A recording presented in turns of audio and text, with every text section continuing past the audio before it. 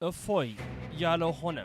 በአረብ የእስልምና ባህል እያደኩኝ ሙስሊም ሴት ነኝ። በእድሜ ከአባቴ ለሚበልጥ ለአንድ ሽማግሌ ሰው አራተኛ ሚስት ሆኜ አልዳርም በማለቴ ሃይማኖታችንን ተቃውመሻል። ቃል ለምንድን ነው ስጋ የሆነው? ቃል ለምንድን ነው ስጋ የሚሆነው ቢባል እንዲቀጠቀጥ ነው፣ መከራ እንዲቀበል ነው። በገና ይፈውሳል። በገና እድሜ ያረዝማል ወይ? በገና ለዳሪዎቹ ከ90 ዓመት በታች ያረፈ የለም። መዝሙረ ዳዊት የሚጸልይ ሰው እድሜው ረጅም ነው።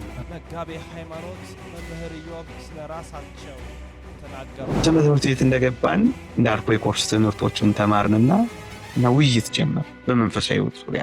ያ ማለት 17 18 ዓመታችን ነው። በጣም ማውራት ጀመር። ሕይወታችን እንዴት ነው መሆን ያለበት፣ መንፈሳዊነታችን እንዴት ነው መቀጠል ያለብን የሚል ነገር ሲመጣ ፍጻሜው እኛ ሳናስበው ቁርባናዊ ሕይወት ሆኖ መጣ። ለመጨረሻ ጊዜ በኖህ መርከብ የገባችው እንስሳ ማን? በእኔ ግምት ወደ መርከቡ በጣም ዘግይታ የገባችው ኤሊት ነው።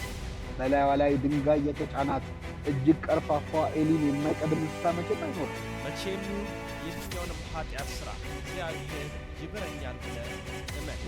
የፈለገ አይነት ኃጢአተኛ ሁን፣ የፈለገ አይነት ዝሙት ፈጽም፣ የፈለገ አይነት ስጋር ስርቆት ዛሬ እንደ ፈያታዊ ዘመን ቀጥ አድርገውና እግዚአብሔር ይምረኛል ብለህ እግዚአብሔር ያስቀመጠው አይረሳም። ደስ የማይል ሕይወት ውስጥ ልትኖር ትችላለህ። በአሁኑ ሰዓት ደስ የማይል ሁኔታ ላይ ልትሆኚ ትችያለሽ። እግዚአብሔር ግን ያስቀመጠውን አይረሳም፣ አይተውሽም። ውድና ክብራት ቤተሰቦች እንዴት አላችሁ? እንዴት ቆያችሁ? እንዴት ሰነበታችሁ? ላይክና ሼር ትብብራችሁን በማሳየት አጋርነታችሁን በማሳየት ከጎናችን የምትቆሙ ከሆነ እጅግ በርካታ መረጃዎችን በቀን 2 ጊዜ ታገኛላችሁ። ወንድማችሁ ልዑል መብራቱ ነኝ። ቪፒኤን እያበራችሁ ብትመለከቱ ደግሞ በብዙ ትረዱኛላችሁ። 100 ሺህ እንድረስ ሁላችሁም ላይክ አድርጉ። ወደ መረጃችን በስመ አብ ወወልድ ወመንፈስ ቅዱስ አሐዱ አምላክ አሜን። የፍጥረታት ሁሉ አባት የሰማይና የምድር አስገኚ አጋዕዝተ ዓለም ቅድስት ሥላሴ ክብር ምስጋና ይድረሰው።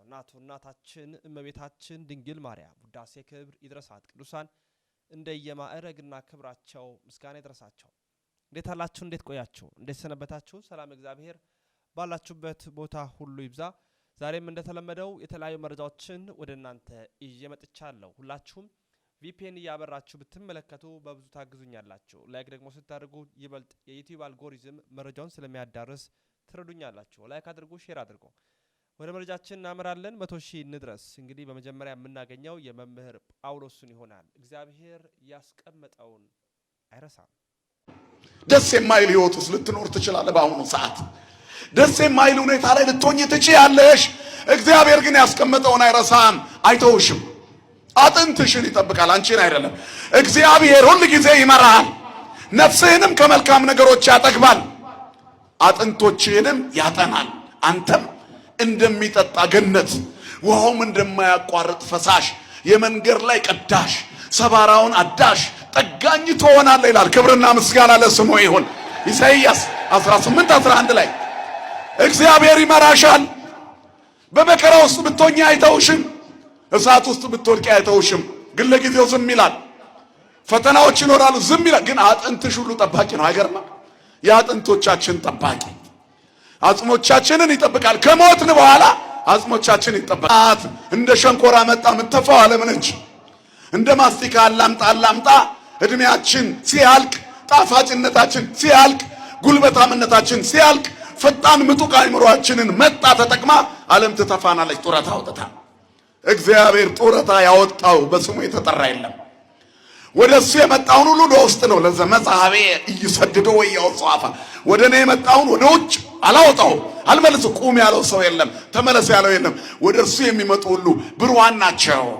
ሽማግሌው ወጣት ይሆናል፣ እንደ ንስር ክንፋቸው ይታድ፣ ኃይላቸውን ያድሳሉ፣ ይበራሉ፣ አይደክሙም፣ አይታክቱም ይላል ኢሳይያስ ላይ። ስለዚህ እግዚአብሔር የመጨረሻ ጥጋችን ነው፣ ማረፊያችን፣ ጥሎ የማይጥለን የሚጥል የኃጢአት በሽታ ቢኖርብን እንኳን አንስቶ አራግፎ እንደገና የሚያቅፈን አባት እግዚአብሔር ነው። ከሞት በኋላ አጥንት የሚጠብቅ ታማኝ አባት እግዚአብሔር ነው። ክብርና ምስጋና ለስሙ ይሁን። እግዚአብሔር ያስቀመጠውን አይረሳም። መቼ ቢሆን ፈጣሪ ዓለማት ገባሬ መንከራት ልዑለ ባህሪ ቅዱስ እግዚአብሔር እኛን አይተወንም። መምህር ጳውሎስ ያስተላለፉት መልእክት ነው። እጅግ ደስ ያሰኛል። አያይዘን የዲያቆን ብርሃን አድማስን ላምጣ። እንደ ፊያታዊ ዜማ አስብ። የትኛውንም አይነት በደል ስራ፣ የትኛውንም አይነት ኃጢአት አድርግ፣ እግዚአብሔር ዛሬ ይምረኛል ብለ ፊያታዊ ዜማን እያሰብክ ጸልይ ይሉናል። የፈለገ አይነት ኃጢአተኛ ሁን፣ የፈለገ አይነት ዝሙት ፈጽም፣ የፈለገ አይነት ስካር ስርቆት ዛሬ እንደ ፊያታዊ ዜማን ቀጥ አድርገውና እግዚአብሔር ይምረኛል ብለህ እምነትህ አድኖሃል ይልሃል ጌታ። አይምርህም የሚል ሰይጣን ነው ወዳጄ። አይሰማም የሚል ሰይጣን ነው። እግዚአብሔር ማይሰማል ክርስቲያኖች። እና ተስፋ አትቁረጡ። በስራ ይሁን በዓለማዊ ህይወት ይሁን በተለይ በመንፈሳዊ ህይወታችሁ ኃጢአት ያስቸገራችሁ ሰዎች ንስሐ እየገባን ደጋግመን የምንሰራ መቼ ነው ይሄን የምናቆመው የምንል አይዟችሁ፣ በርቱ። እግዚአብሔር ልንገራችሁ፣ ተስፋ ካልቆረጣችሁ እግዚአብሔር ያን ኃጢአታችሁን ከእግራችሁ በታች የሚጥልበት ቀን ይመጣል። ክርስቲያን ተስፋ አትቁረጡ። ታገሉት፣ ግን ተቃወሙት ያን ኃጢአት። እግዚአብሔርን ለምኑት፣ አውጣኝ፣ ከዚህ ኃጢአት አውጣኝ፣ ይችን የዛገች ነፍሴን የቆሸሸች ነፍሴን ከዚህ አላቃት እያላችሁ ክርስቶስን ለምኑ። ክርስቲያን ተስፋ አትቁረጡ፣ ክርስቶስን ለምኑት። ፊያታዊ ዜማ ባለቀ ሰዓት ነው መንግስተ እግዚአብሔርን የወረሰውና ባለቀ በማይታመን ሰዓት ሁሉ በካዱ ሰዓት ዓለም በጨለመች ሰዓት እንኳን ምድራውያን ሰማያውያን ፍጥረታት ምንላቸው ከዋክብት ጨረቃ እንኳን ሌላ አዲስ ክስተት ባሳዩበት ሰዓት አብረው የተከተሉት ሐዋርያት በሸሹበት ሰዓት አብረው የተመገቡ ከ5000 በላይ ያሉ ሰዎች የራቁበት ሰዓት ያዳነው በክርስቶስ ክስ ላይ ቀድሞ የተሰለፈበት መጻጉ በጥፍ የመታበት በዛ ሁሉ ሰዓት ክርስቶስ ብቻውን በቆመ ሰዓት ነው ፊያታዊ ዜማ የቆመውና አድነኝ በመንግስት በመጣም ጊዜ አስበኛለሁ። እኛም በየትኛውም ዓለም በከዳን ሰዓት ኃጢአት እኛን በወርስን ሰዓት ሰው እንኳን የነበረን ምናምናቸው ሰዎች ሁሉ የካዱን ሰዓት ላይ ፊያታዊ ዜማን አስበን ከክርስቶስ ጎን ቆመን ክርስቶስን ጌታ ሆይ በመንግስት በመጣ ጊዜ አስበን ካልን እመኑን እግዚአብሔር ይጠብቀናል። የሰይጣን የመጨረሻው ስራ ተስፋ ማስቆረጥ ነው። ምንም ብናደርግ እናሸንፋለን። ተስፋ ያስቆረጠን ሰዓት ግን እግዚአብሔርንም ስለምንረሳ ሰይጣን እኛን ያሸንፋል። ወደ ቀጣይ ላምራ። ለመሆኑ የኖህ መርከብ ላይ እንግዲህ ሁሉም ተባትና እንስት የሆኑ እንስሳት እንዲገቡ አስቀድመው በኦሪት ዘፍጥረት በምዕራፍ 10 አካባቢ የነበረውን ታሪክ እናስታውሳለን የጥፋቷ ከመምጣቱ በፊትና ለመጨረሻ ጊዜ ግን ወደ ኖህ መርከብ የገባችሁ እንስሳ ማን ናት? ይሄንን ታውቃላችሁ? አታውቁም? ላይክ አድርጉና እኔን እንገራቸዋ። ላይክ አድርጉ። ስለዚህ እንካተል እስቲ ማን እንደሆነ። ኖህ መርከብ ለመጨረሻ ጊዜ የገባችው እንስሳ። የኖህ መርከብ ጉዳይ በጣም አስገራሚ ከሚሆኑብኝ የመጽሐፍ ቅዱስ ታሪኮች አንዱ ነው። በዓለማችን አሁን ላይ ያሉ እንስሳት ሁሉ ከነ ባለቤቱ እንዲገኙልን እንደሚባልበት ሰርግ ጥንድ ሆነው የገቡባት ትልቅ መርከብ ታሪክ። ዳግም ለሰው ልጆች ወላጆች ለመሆን የተመረጡ 4 ወንዶችና 4 ሴቶች ብቻ የተሳፈሩባት ትልቅ መርከብ። ሁኔታዋን ሳስበው ብዙ ሁኔታዎችን ያዘለ ነው። ከሁሉም በላይ ግን መርከቢቱ የቤተክርስቲያን ምሳሌ መሆኗ ብዙ ነገር እንድናስብ ያግዘናል። ቅዱስ ዮሐንስ አፈወርቅ ወደ ኖህ መርከብ ተኩላ ገብቶ ሲወጣም ተኩላ ሆኖ ይወጣል፣ ወደ ቤተክርስቲያን ግን ተኩላ ሆነው ገብተው በግ ሆነው የወጡ ብዙዎች ናቸው ብሏል። እውነትም ቤተክርስቲያን ወደ እርሷ የገቡትን መለወጥ የምትችል መርከብ ናት። ወደ ቤተክርስቲያን እንደ ጅብ ሆዳም ሆነው ገብተው ጾመኛ ሆነው ይወጡ አሉ። እንደ የሌሊት ወፍ በቀን መኖር አቅቷቸው ሌሊቱን የልባቸው አይን ታውሮ በኃጢአት ሲደናበሩ የኖሩ ሰዎች ወደ መርከቢቱ ገብተው እንደ ንስር አርቀው አጥርተው የሚያዩ ሆነዋል። ቤተክርስቲያን ወደ እርሷ የገቡትን የምትለውጥ መርከብ ናት። ውሃ ወደ እርሷ ሲገባ ጠበል ይሆናል።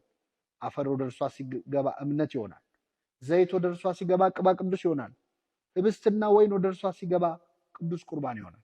ወደ ቤተክርስቲያን ገብቶ ያልተለወጠ ሰው ግን ሲገባም ጅብ ሲወጣም ጅብ ነው። ኖህ ከመርከብ መልእክት ልኮት የቀረው የቁራ ነገርስ? ከቤተክርስቲያን ወጥተው ስንቶች በዚያው ቀሩ?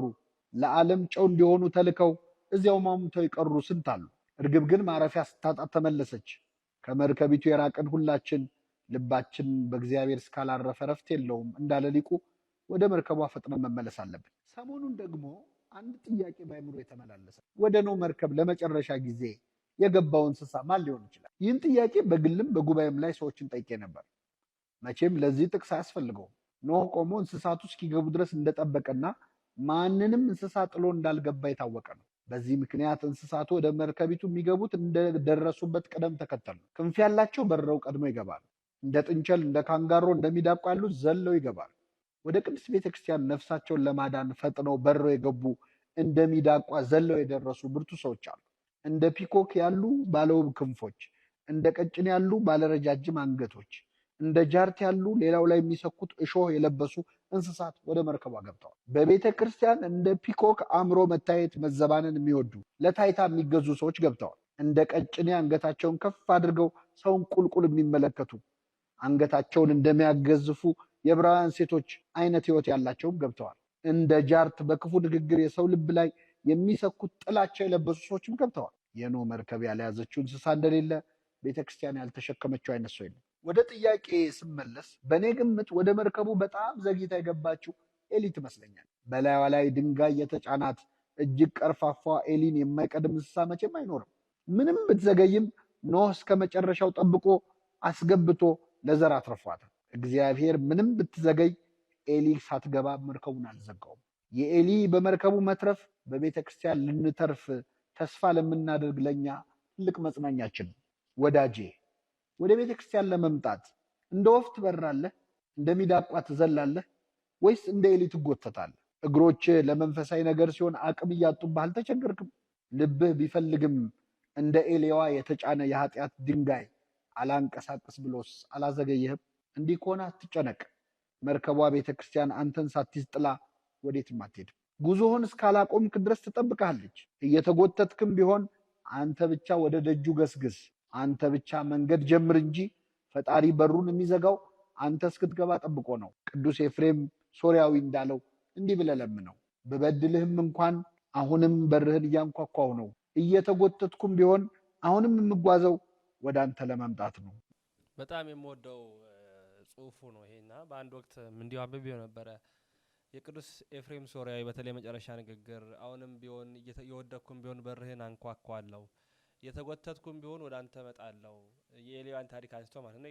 ወደ ኖህ መርከብ የመጨረሻ ጊዜ የገባችው ኤሊ ናት። ዘግይታ የገባች እና እንደ አቦ ሸማኔ ፈጥኖ የሚገቡ እንደ ቀጭኔም አማትረው የሚያዩ እንደ ሚዳቋ የዘለሉ እንደ ጥንቸል ፈጥኖ የሚሄዱ እንደ ምንም አይነት እንስሳ ቢሄዱ እንደ ኤሊም አዝግሞ የሚመጣም ቢሆን ከተነሳን የማንቆም ከሆነ ቤተ ክርስቲያን የተባለችቷ መርከብ እኛን ትጠብቀናለች።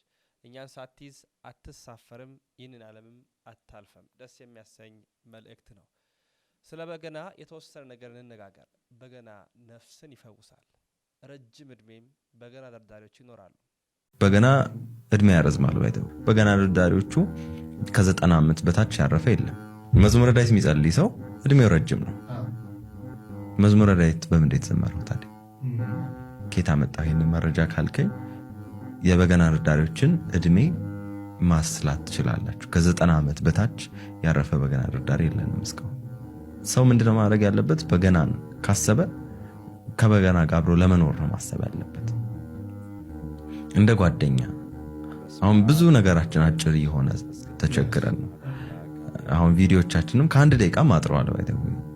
30 ሰከንድ ይላሉ። 2 ሰከንዷ ቀልብ መሰብሰቢያ ነች ምናምን ይባላል። ግን በገና ይሄ ካልኩሌሽን አይሰራም። ሜቢ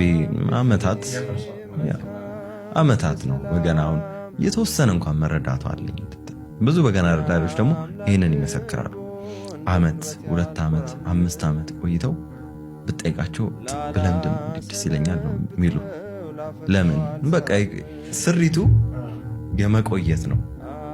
ስትቆይ ዲስከቨር የምታደርገው በገና እንግዲህ ልዩ ኃይል አለው። ምናልባት ያደመጥን እናውቀዋለንና ገና ሲደረደር ገና መደርደር ሲጀምር የሚሰማን ስሜት አለና ወደ ሌላ ወደ አልጠበቅነው ዓለም ይወስድናል።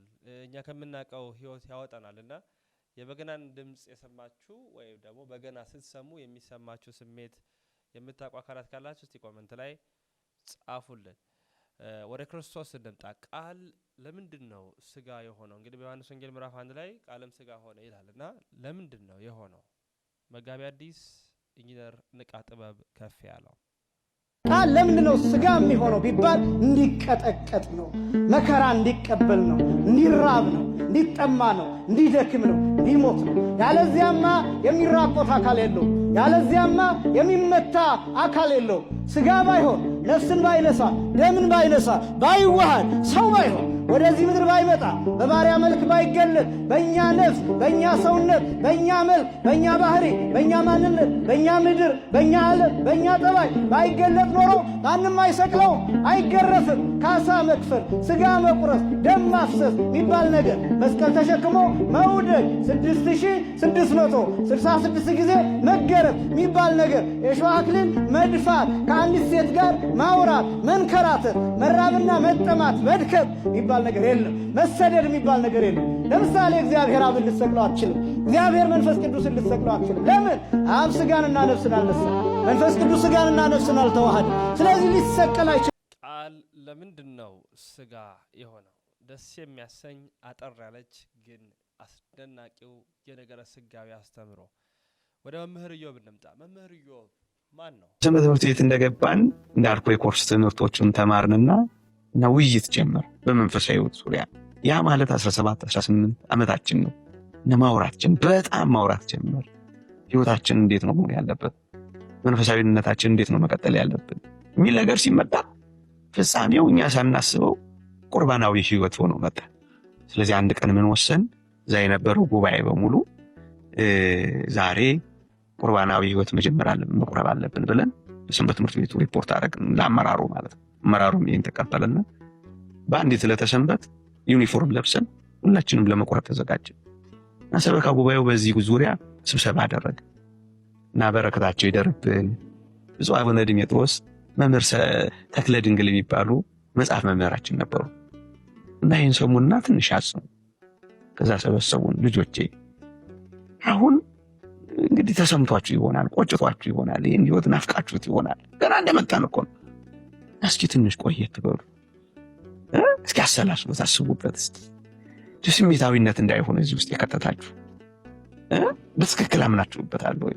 እንደው አንዳንድ ነገሮች ሁሉ ነግረውን ነበር። በበረሃ ምን ያደረጉ እንደነበር እነሱ ወጣትነታቸውን በዚያ በረሃ ሲያሳልፉ እንዴት ይጋደሉ እንደነበር ሁሉ የነገሩን በጆሮዬ አሁን ያቃጭላል፣ በልቤ ደግሞ ይንቀለቀላል።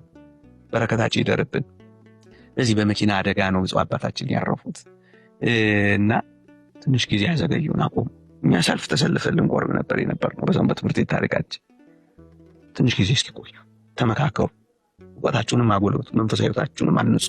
እንደመጣነኛ ልንገባበት የነበረ ይመስለኛል እና እሳቸውን አስታውሳለሁ። በዛ ዘመን ምንድነው አባቶች ለምንቀበለው ይህ ሕይወት የሚገባውን ክብርና ዝግጅት እንድናደርግ ይፈልጋሉ።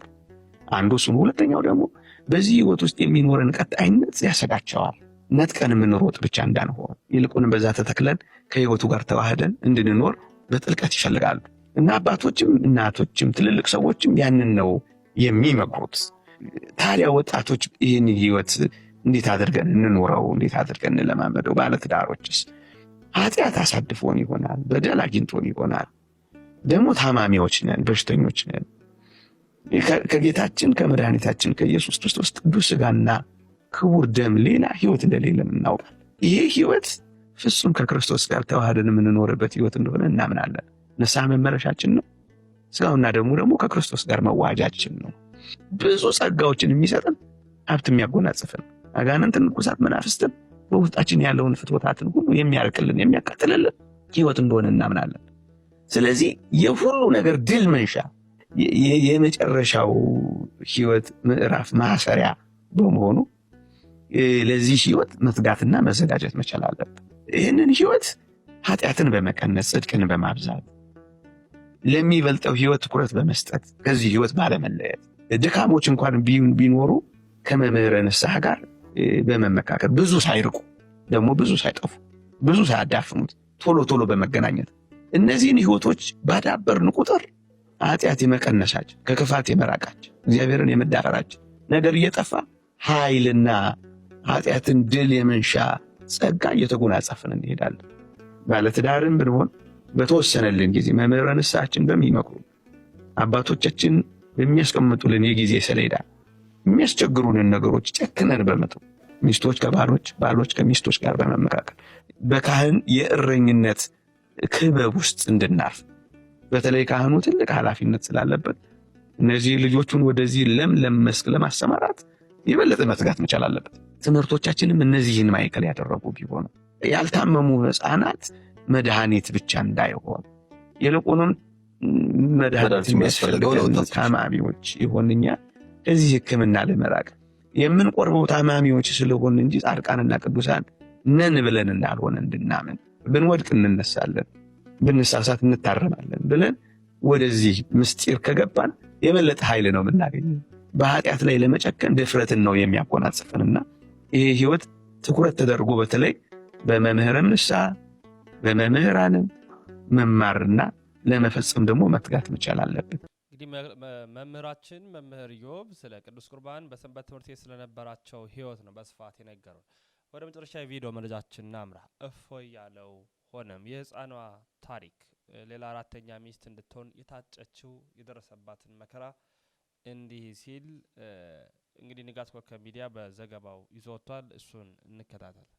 በአረብ የእስልምና ባህል እያደግኩኝ ሙስሊም ሴት ነኝ። በእድሜ ከአባቴ ለሚበልጥ ለአንድ ሽማግሌ ሰው አራተኛ ሚስት ሆኜ አልዳርም በማለቴ ሃይማኖታችንን ተቃውመሻል ብሎ አባቴ በዱላ ደብድቦ ከጥልቅ ጉድጓድ ውስጥ ሞታለች ብሎ ቢጥለኝም ኢየሱስ ክርስቶስ ለእኔ ለኃጢአተኛዋ ተገልጦ እንዴት እንዳዳነኝና ወደ ክርስትና እንደጠራኝ እተርክላችኋለሁ ትላለች ራምዛ የተባለችው ሴት።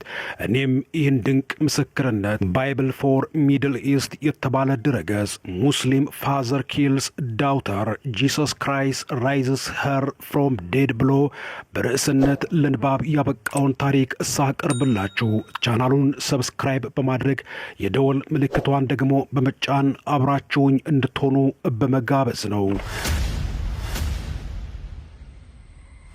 የተወለድኩት በመካከለኛው ምስራቅ ግዛት ከአክራሪ ሙስሊም ቤተሰብ ነው።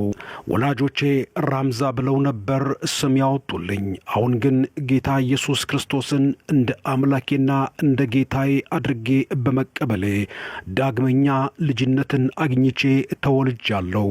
እናም የእግዚአብሔር የመንግስቱ ዜጋ በመሆን የክርስትናን ሕይወት በመለማመድ ላይ የምገኝ የቀድሞ የእስልምና እምነት ተከታይ የነበርኩ አሁን ግን የክርስቶስ ፍቅር የለወጠኝ ሴት ነኝ።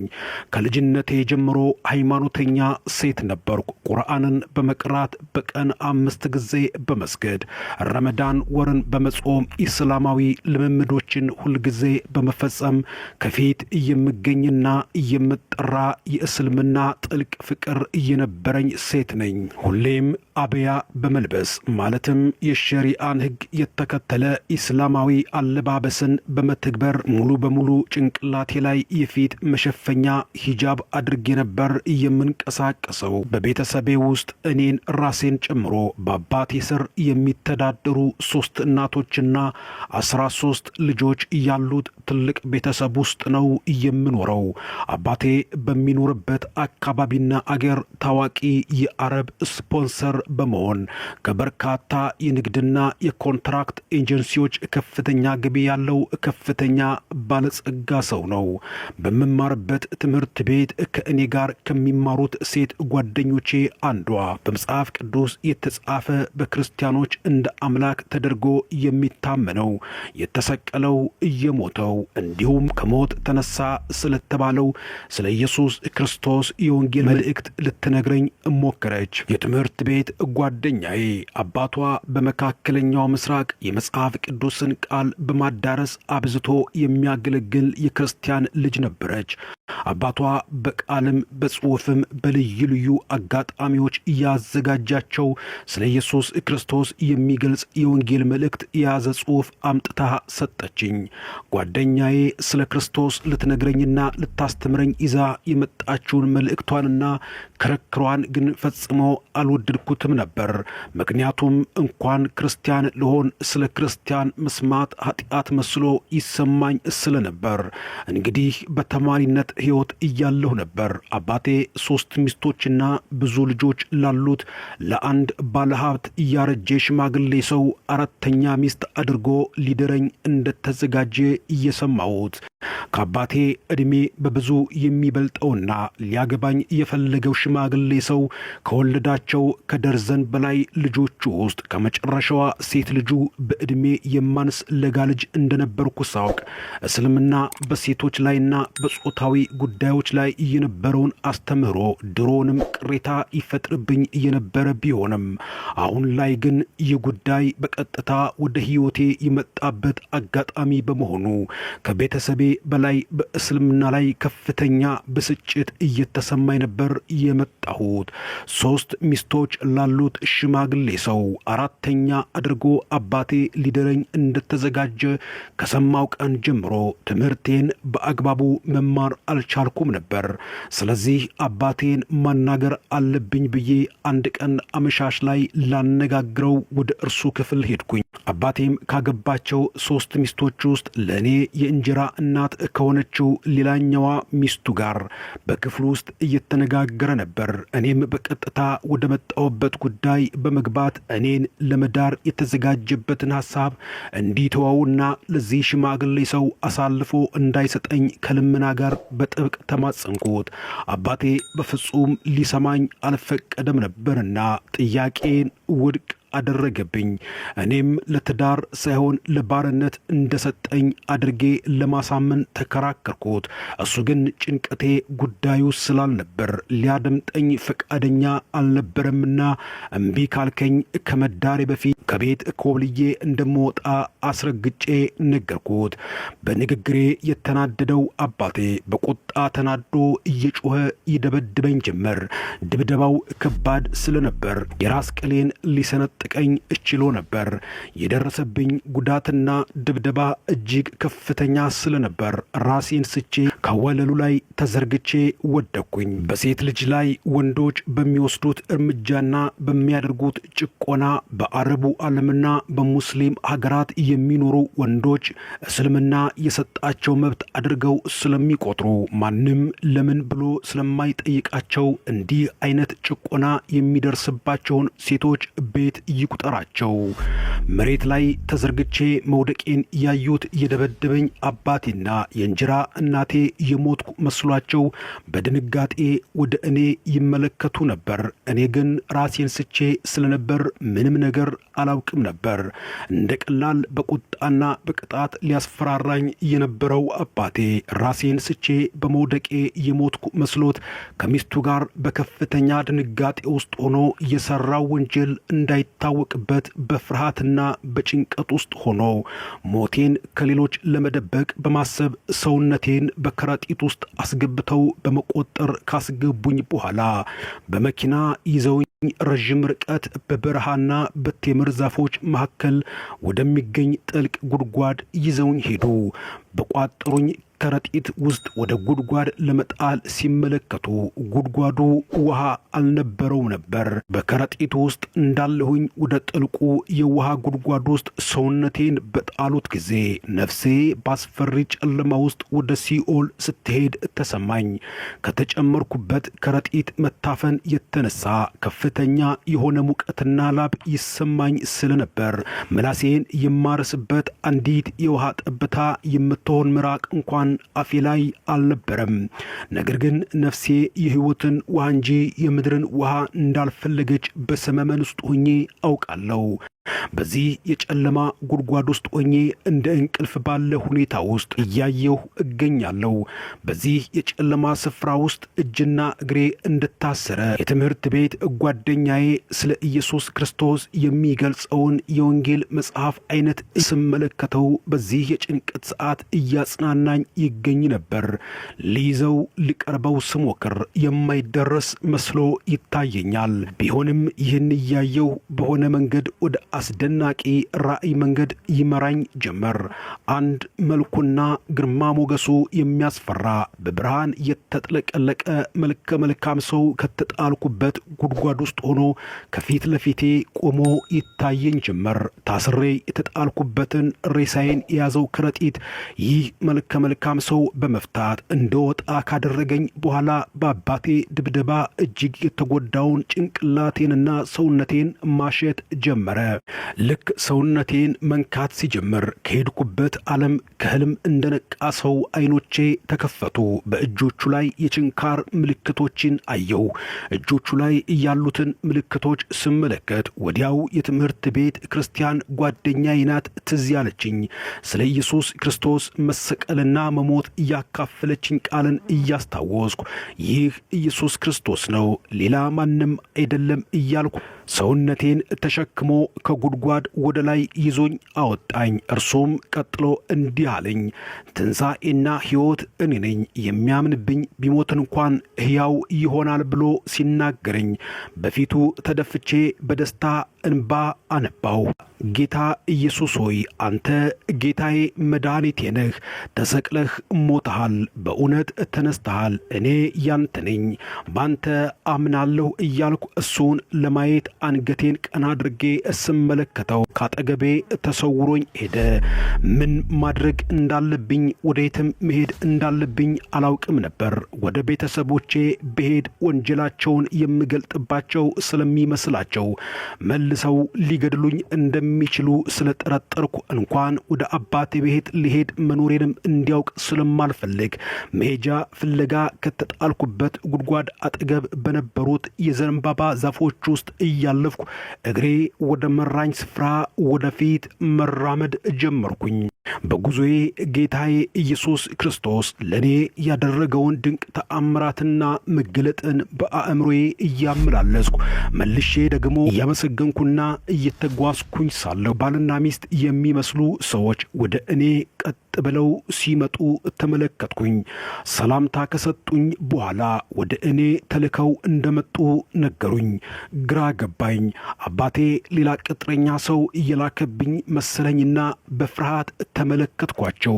እነርሱም በእጃቸው መጽሐፍ ቅዱስን ይዘው ባንገታቸው ላይ ያሰሩትን መስቀል እያሳዩኝ አይዞሽ እህታችን፣ አንቺ ከዚህ በኋላ በክርስቶስ ኢየሱስ እህታችን ነሽ፣ አንቺ ወዳለሽበት በህልም ነው እየላከን፣ ላንቺ ረዳቶችና አገልጋዮች እንድንሆንሽ ነው ክርስቶስ ሁሉን ነግሮን እየላከን።